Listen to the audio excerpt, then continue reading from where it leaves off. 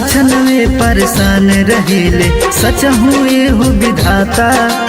कैसे अब जियाई जिंदगिया कुछो नहीं के बुझाता।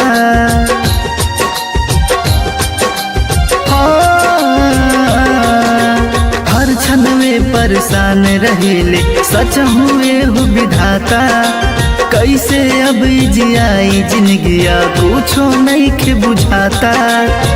कबले बुराई दुखवा सोच ले बैठ के, कबले बुराई दुखवा सोच ले बैठ के। भेज देले बड़ा किस्मतिए में लिख के, भेज देले बड़ा किस्मतिए में लिख के।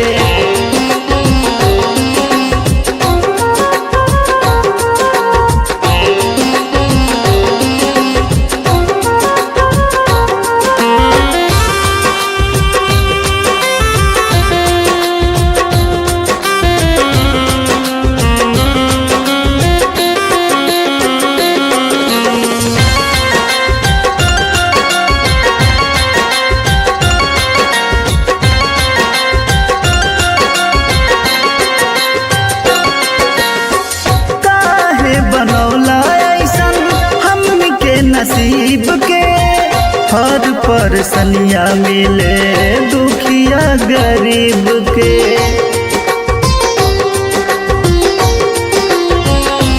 हाँ काहे बनौला ऐसन हमनी के नसीब के। हर परसनिया मिले दुखिया गरीब के। काहे ना दिक्कतिया होला बड़कन रहीस के, काहे ना दिक्कतिया होला बड़का रहीस के।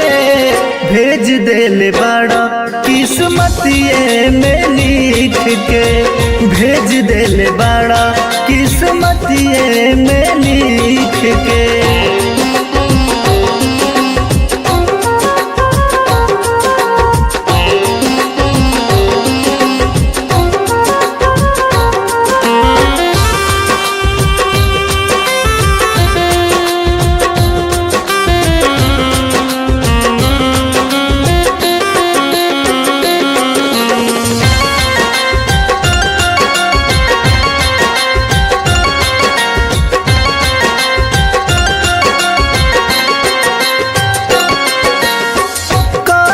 मजूरी तब मिलला भोजन हो, कब कब छूछे पेटवा हो जला बिहान हो।